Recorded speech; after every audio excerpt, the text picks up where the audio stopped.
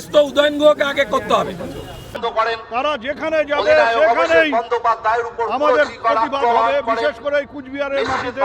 কালকে এই খবর আমি পেয়ে governor, DGP, chief secretary, home secretary সবকে আমি দিয়ে এসেছি।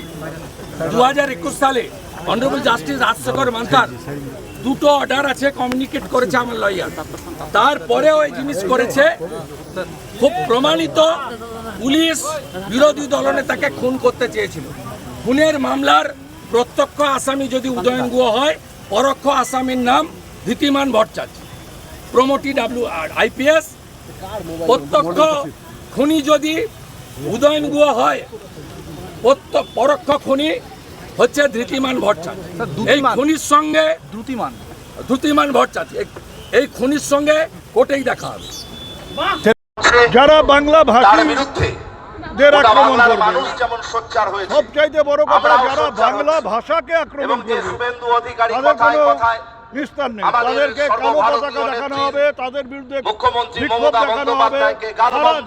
তারা যেখানে যাবে সেখানেই আমাদের প্রতিবাদ হবে, বিশেষ করে কুচবিহারের মাটিতে।